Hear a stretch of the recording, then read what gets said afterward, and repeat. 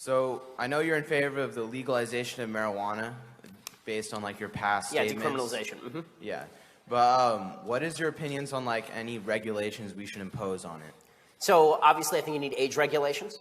I think you have to ensure that the weird thing about decriminalization of marijuana is that the street price is so cheap that decriminalizing it to the point where it's still not beneficial to buy it illegally is a little bit difficult. The reason I'm for decriminalization of marijuana, by the way, is not because I like marijuana. I think people who smoke it are losers. It smells terrible and you're wasting your brain cells. The reason that I'm in favor of decriminalization is because the government is terrible at everything. And whatever levels of criminalization have taken place have done nothing to prevent the access to marijuana for young people. They've just done nothing. I mean, when I was in junior high, in public school, Walter Reed Middle School, people were selling it on the playground. So that's not, so it's, you know, I think that treating it like cigarettes is probably the best way to do it. You know, a heavy tax and decriminalization to the point where if you're above a certain age, you can use it like alcohol or cigarettes makes the sense to me. Thank you. All right, thank you. Next question. How do we stop the media with what they're doing, dividing us? They're dividing us greatly. How can we exchange something to make it different? What can we do? Well, I mean, I think the first thing you can do is stop watching CNN and MSNBC. But I don't. I figured. From your question, I was assuming that. But I mean, the good news is that I think that the age of a dominant left media is basically over. The fragmentation of the media this is one of the reasons I'm hopeful. The fragmentation of the media has taken place. Like our website, which didn't exist 3 years ago, now gets to 140 million page views a month. So and we're not unique in that area. Like there are a lot of places that are getting more viewership. Also, I think more long-form engagement is happening too. And one of the problems that I have with cable TV in general is that you have to make an argument in 2 minutes flat or 3 minutes flat, which encourages you to make the broadest possible version of the argument and also to straw man the arguments. We're all better off watching, hour-long exchanges than we are watching sort of the cable news cycle. And right now, it seems like the polarization that's happening on cable news is largely driving a lot of the hatred, because the easiest shortcut in politics to victory is to attack the character of the people you're talking about. And it's something I've been trying to work on myself, because it's so hard not to just call people stupid. But but with that said, there's a Jewish principle called Dan Lekaf's Klus, which is to suggest that you have to assume the best of intentions on the part of people. As a general rule, that doesn't happen too much in cable news. But I think the threat of the mainstream media is waning. I think President Trump has demonstrated. That's one of the things President Trump has demonstrated full scale. This is what I've always said about President Trump is that President Trump is a hammer in search of a nail. Sometimes he gets a nail. I mean, sometimes he hits a nail, sometimes he hits a baby. But when he hits when he hits a nail, it's deeply satisfying. And when he's hitting the media for being dishonest, it's obvious that they are not only being dishonest in how they cover some stories, but that they are dishonest about their central reason for being. They say that they're there to objectively cover the truth, and they are not. Which is why there's a poll just last week showing that, 58% of Americans didn't trust President Trump to tell the truth. 64% of Americans thought that the media were more polarizing than Trump, which is an amazing statistic. I think the media are on their way out. I think they got a problem. Thank you. Hi, Ben. I had a question regarding the current state of the Republican Party. Back in August, Matt Walsh, contributor to you, wrote that the greatest betrayal of the Republican Party was to fully fund Planned Parenthood and their ominous spending bill. We have a Republican House, a Senate, and a president, and he still signed that bill. Yep. And one of their main pledges was that they were going to fund Planned Parenthood. And now our party is complicit in funding the largest provider of abortions. So I'd like to get your comment on that. Yeah, I mean, I think that the real question for President Trump was he willing to actually veto? Because the fact is that this one came down to the Senate. There's such a slim margin in the Senate, and you have people like Susan Collins and Lisa Murkowski, obviously, who were going to vote against any budget that withdrew, supposedly. But in my view, is it worth trying to hold their feet to the fire? You bet. Right? There's no reason that the House ever should have passed a bill that included funding for Planned Parenthood. And if the Senate wished to pass its own version of the bill, then the House simply should have said, we refuse to take it up. If we have to shut down the government in order to defund Planned Parenthood, then shut down the government.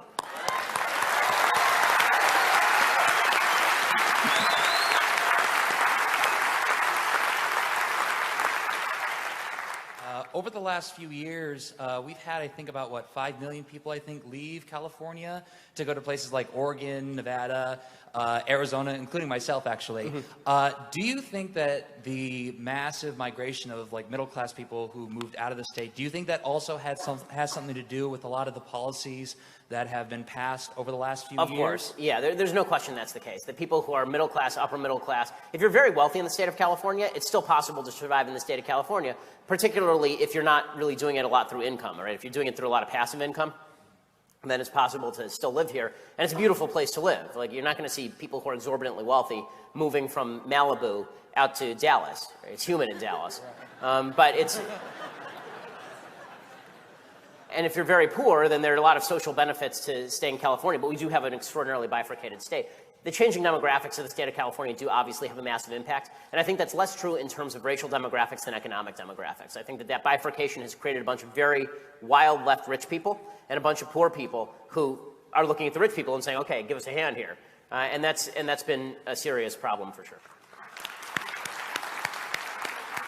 Hi, so I know the migrant caravan is a really big issue right now, and I just wanted to know, how do you think that the U.S. should respond? Do you think that it should be like how Trump is saying, how we should, once they come, we should greet them with military, or do you believe in a more peaceful approach? So first of all, I will say, and I don't know, this is not popular necessarily in a lot of conservative circles these days. I think that the quote-unquote threat of the migrant caravan has been wildly exaggerated. What I mean by that is not that illegal immigration is not a threat. I spent half the speech talking about illegal immigration. What I mean is that there was a migrant caravan last year. By the time it reached the border, it was like 300 people. They went to a port of entry. About 100 of them ended up being able to be granted asylum, and 200 of them were deported. Okay, the idea that there are 10,000 people who are arriving armed with guns and rocks, and they're just going to try to break through the border, I haven't seen the evidence of that. And if that evidence were to occur, then I think that the kind of troop surge that President Trump is talking about at the border, then you might think maybe that's worthwhile, right? I mean, this troop surge is legitimately the size of the last troop surge in Afghanistan to meet what will probably be a couple of thousand people who arrive at points of entry. Now, I've been in favor of the wall. I was in favor of a physical border, a hardened barrier between the United States and Mexico before President Trump was. I will when he no longer is, right? I mean, I think that is a necessity in the same way that Israel has a border. So it makes perfect sense to me to have that border. But this notion that is being played up that this is a crisis, that the migrant caravan itself is a crisis, I think that that's being played up for political purposes. Now, what President Trump has done that's smart is he's trolled the left into responding in the stupidest possible way. So what the left has said, really, this is one of his areas of genius. President Trump will say something. I don't think that it's advertent. I don't think he's doing it on purpose, but he's really good at it. He says something. He says something that there's like a center core of truth to it, but it's wrapped up in this bundle of manure. And then the left responds to the bundle of manure, and in the process, they throw out the central truth. So Trump says stuff like the migrant caravan is a crisis. We have to send people to the border now. If people show up with rocks, we should shoot them, right? I mean, he says these sorts of things. And then the left goes, "What? This guy's a racist. He's and everybody who agrees with him is a racist. And illegal immigration is not a problem at all. There is no problem of illegal immigration. Why are we worried about our southern border at all? Anybody who is worried about our southern border is a racist. So now, if you're a voter, you have a choice. You can either go with the guy who says illegal immigration is a crisis, or you can go with the people who say that illegal immigration not only is not a crisis, it's not a problem at all, and anybody who believes that it is a problem is a racist. And so you end up with these two positions that are both, if Democrats had a brain in their head, what they would say is, listen, illegal immigration is a problem. Here are some sane ways of handling illegal immigration. There's no reason to exaggerate the problem of this migration. We should have people on the border to stop it. People should go to ports of entry. We have ways of handling this. But exaggerating it is obviously a ploy for political purposes. Democrats won't do that because they hate Trump so much that anything he does, they just light themselves on fire. So it's... Hey Ben, big fan. I know you're for defunding Planned Parenthood. What part? Just the abortion part? Well, if you defund the abortion part, then the entire organization collapses. Well, hold on. Well, wait a minute. Wait, hold on. Because the vast majority of money that they make is based on performance of abortion. So you're against welfare, against WIC, against food stamps, right? We don't want to give any money to those people, right? Well, what I'm in favor of is local societal help for folks who are in trouble. I don't believe in broad-based federal programs that create bad incentive structures. Okay, so let me say it this way. So if somebody, last statement. So if somebody could go to I'd be for rather paying than, for food stamps or welfare or WIC, which I don't want to pay for anyways, okay? You're against my tax dollars, our tax dollars going for free condoms and birth control. Just say that anybody's not going to have sex until marriage, that's an ignorant statement. People are going to have sex regardless. So could you give them free birth control and condoms and our tax dollars pay for that? Well, All right, we're so, good. Okay, so We're here's, good. Now let's let him answer. Thank you. So my general rule is, if you don't want me in your bedroom, then let me stay out of your bedroom. Meaning that I've been told that it's none of my business what you do in your bedroom, and I'm totally cool with that. I don't want to be in there, man. That's wild, you know. But that also means that I'm not going to subsidize your sex life. If you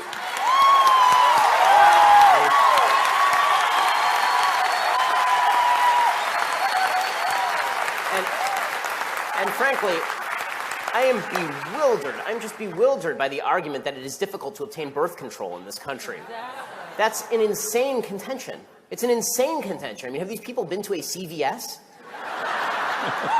I also will say, just on a moral basis, I really don't like the argument, people are going to have sex anyway. Yeah, people are going to do a lot of stuff anyway. It doesn't mean I have to subsidize it. Like, I was, you know, as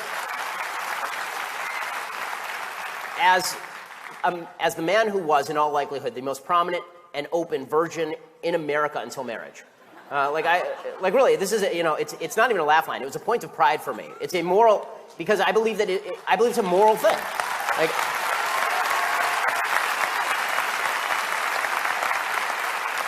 because I believe that marriage was designed to contain sex. Like, this is what marriage was designed to do. And separating marriage from sex has led to such significant ramifications for the society in terms of single motherhood, in terms of the demeaning of women, in terms of the rise of pornography, in terms of the destruction of relationships between men and women. It's been absolutely terrible. I was 24 when I got married, which means I was a virgin until I was 24. My wife was a virgin until she got married. That is a good thing. And the fact that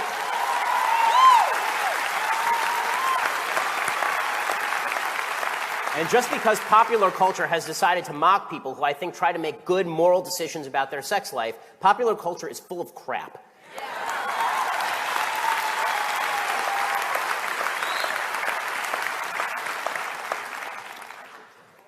Hey, what's up, Ben? My name's Joel. Piggybacking on that, mom and dad taught you that.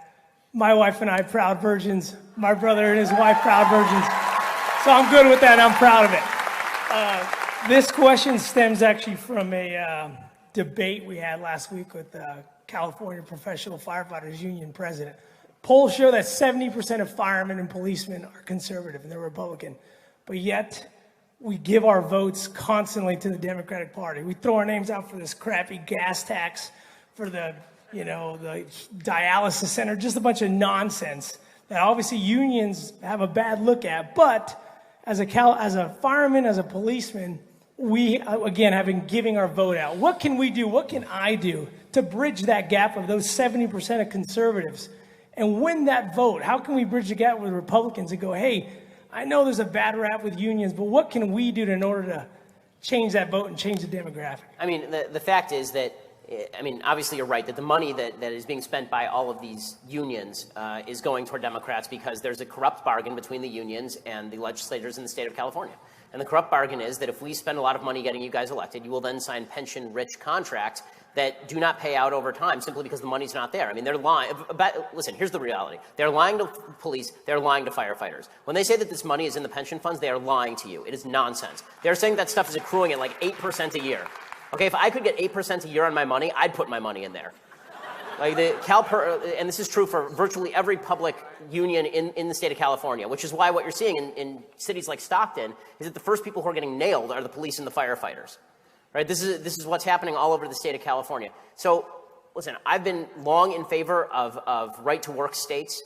I think that getting rid of a corrupt system by which the state takes wages out of the pockets of professionals and then gives them to unions to be spent on the election of those legislators again, that is corrupt and terrible.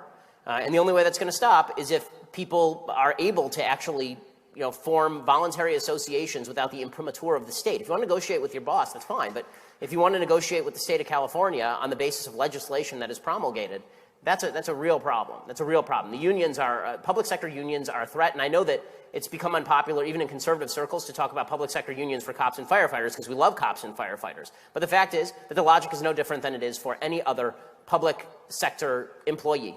And if we're not willing to say that, then that's what we're going to get. We're going to get a lot of money that is spent by unions that don't even represent their own constituents politically. There can be regulations that are put in place that prevent the use of those monies for politics themselves, which would be another way of doing this. If you don't want to actually just get rid of the unions, then what you do is you say they're not allowed to spend this money on politicking. They can only spend this money on services for their own members.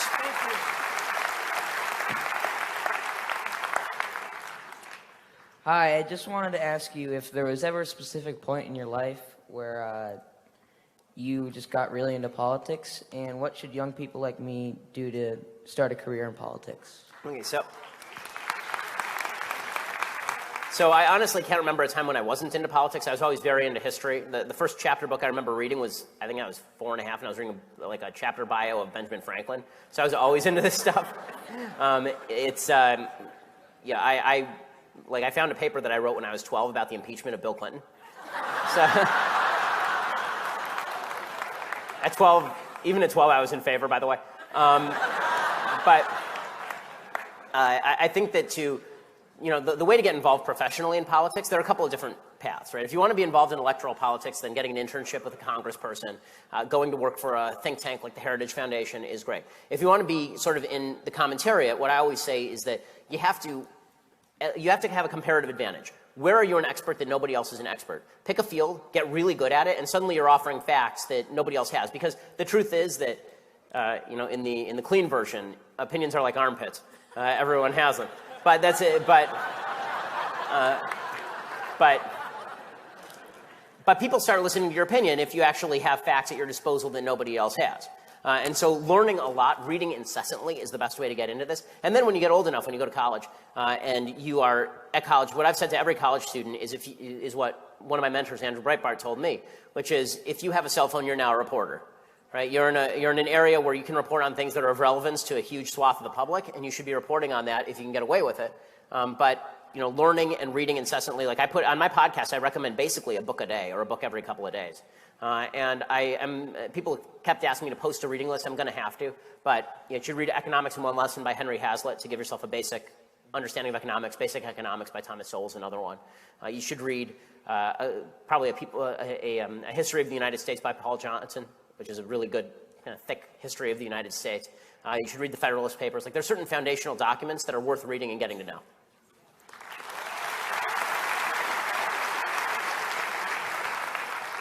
Hey, Bang, big fan. First, I want to thank you for being you. Well, you're awesome, dude. Well, thank you. I didn't really have a choice in the matter, but thank you. It's a blessing. I'm assuming that you've read Tolstoy's The Kingdom of God is Within You? No, actually. No? Oh, geez, I don't know. Sorry, I didn't mean to destroy your question. I've read a lot of other Tolstoy, but go ahead. He posits basically a radical teaching of Christ turn the other cheek, which is like no violence in any way whatsoever. And I was, geez, I don't know if this is... No, it's fine. I can get your premise. That's yeah. I was wondering if you agreed with that and also how you would rectify that with the Second Amendment. So this is one of the areas where I'm real fortunate to be a Jew.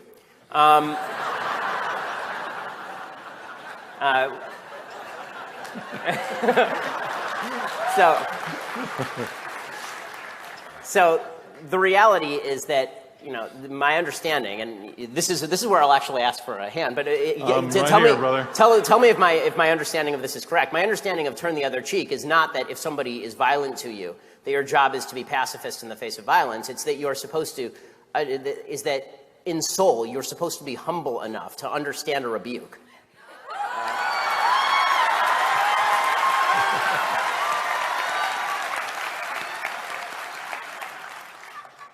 The New Testament and the Old Testament support the Second Amendment. The turning, the turning of the other cheek was when you're personally insulted versus attacked, maligned, somebody breaking into your home. The Bible says, New Testament says that if you do not provide for your family, you are worse than an infidel, and that also means self-defense. Wow.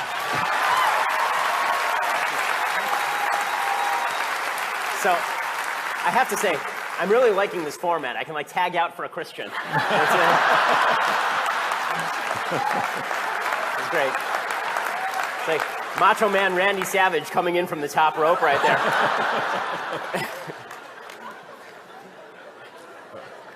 Generation Z is polling more conservative than baby boomers. How are we supposed to convince our peers that a life full of responsibility and Judeo-Christian values is going to be more beneficial to our souls in the long run than engaging in immediate pleasures? So I think that that's something we have to be. It's a great question, and it is the only question that really matters, right? I think that the key is that kids have to be taught from a very young age that responsibility falls on them, and that that's a good thing. You know, it's really interesting when you bring up young kids, right? Now I have 2 kids, so I can say this. Kids like rules and they like responsibility. Every kid, when they're 3, 4, 5 years old, they want to be an adult. Right now that we're adults, this is one of the big problems we have in our country is that all the adults now want to be kids, but kids actually want responsibility. They want to be given rules. They want the idea that they have been granted the capacity to shape the world around them. It's empowering to them. Kids want to be given the feeling that their life is an adventure. When you cripple a kid, like small kids, you cripple them when you give them everything. You cripple them when you tell them that everything is going to be provided for them without work. And I think that the human soul resonates to that.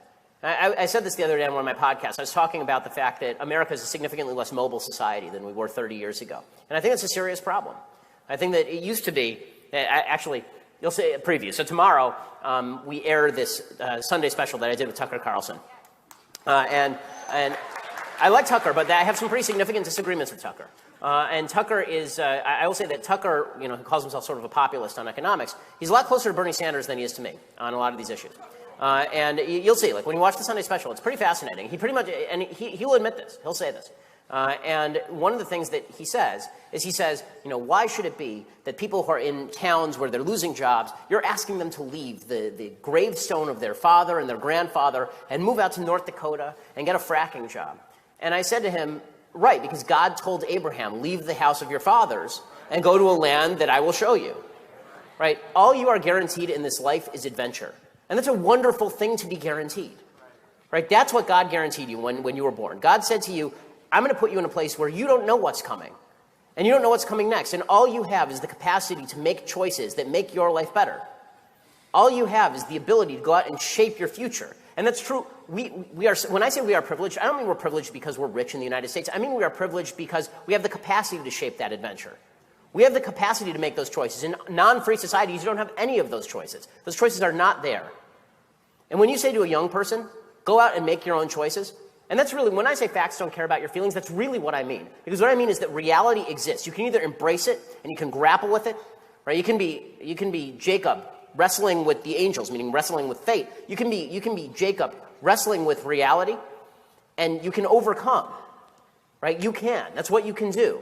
And this is a common theme throughout the Bible. It's also a common theme throughout the history of the Enlightenment in Western civilization, right? The pasuk, the verse in Genesis where God talks to Cain, right? He says, you have an evil inclination, but you can overcome it, right? Team Shell, you can overcome it, right? That's a unique idea, and it's an important idea. And I think that young people resonate to that because young people do want to change the world. People who are 17, 18 years old don't want to be told that their future is going to be reliant on a universal basic income where they're going to sit there and somebody's going to send them a check in the mail and their entire life is going to consist of them sitting in a darkened room looking at a screen playing video games. What they actually want to be told is they can change the world. And one of the dangers in a free society is that 17, 18 years olds who are not, you know, given a purpose, when they think about changing the world, they think, okay, Bernie, you know, single-payer healthcare, get involved in politics. What we should be saying to them is, no, what we mean when we say change the world is build something. Go out and build something. Build a family. Build a fundamental building block of our civilization. That's what's going to make you happy.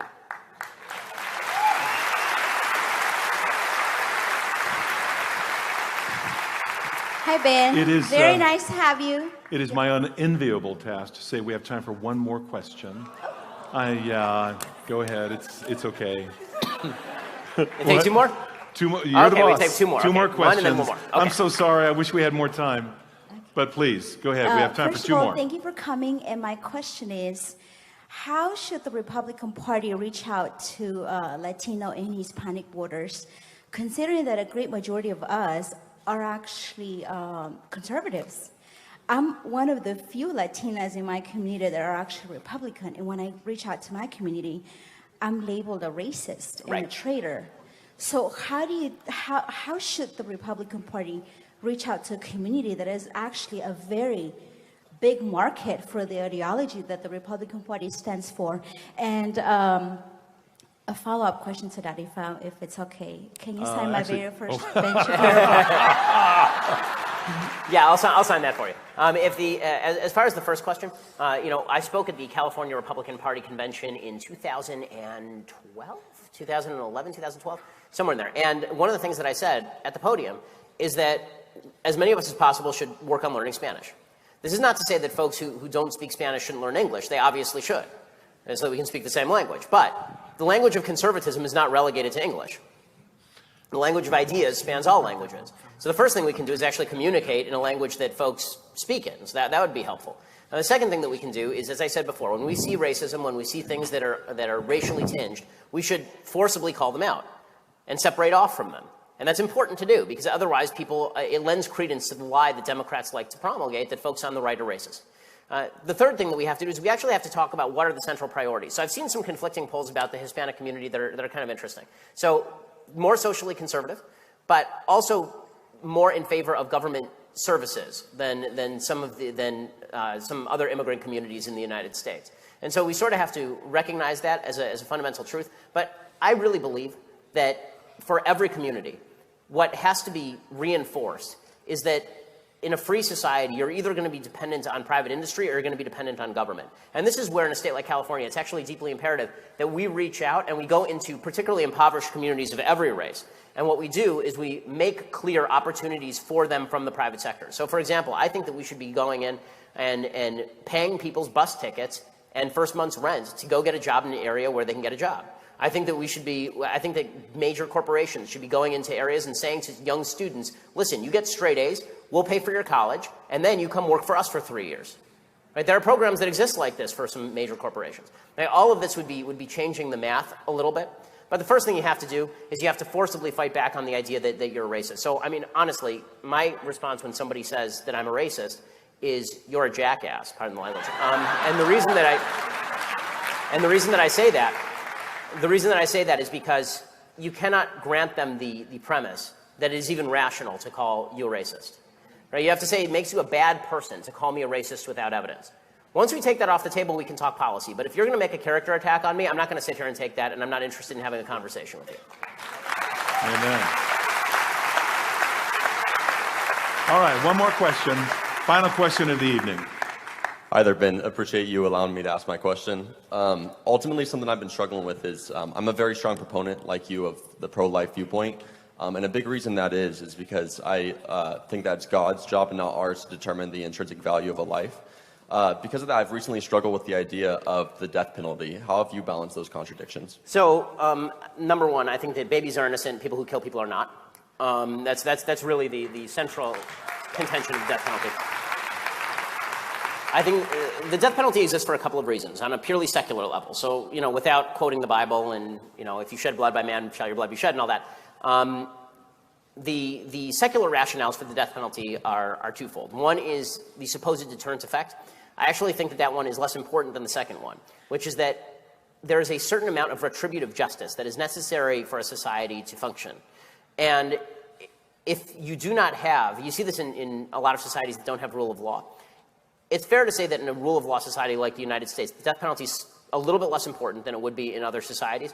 But you particularly see this in societies where there isn't a solid rule of law, where if a member of one group kills a member of another group and there is no death penalty, and there's no good jail system, for example, then a member of the second group will then go and kill somebody as a member of the first group, and this is how you get tribal warfare. And this is why the idea of putting people to death for committing murder was originally proposed, on a secular level by societies, was you commit a murder, the state has an interest in killing you, because we can't have this lead off a cycle of revenge that you see. I mean, forget about in less developed societies. You see this in gang warfare on a routine basis, right? I mean, this is basically half the crime in the United States. So that exists on a secular level. As far as the morality, I really don't think the two are in any way similar. I think that if you rape and kill a child, you should die. If you're an innocent child in the womb, you should not. It's pretty simple logic there. As far as the efficacy of the death penalty in the United States, I think there's serious questions to be asked whether the death penalty is properly applied in the United States. In my opinion, it's not applied consistently or enough. If you're going to actually apply it, you have to apply it. You can't do this routine where people stay on death row for 40 years, and even then, it's unevenly applied. I think the best case to be made for abolition of the death penalty is not a moral case, it's a government sucks at everything case, because I'm always warm to that case, because the government sucks at everything.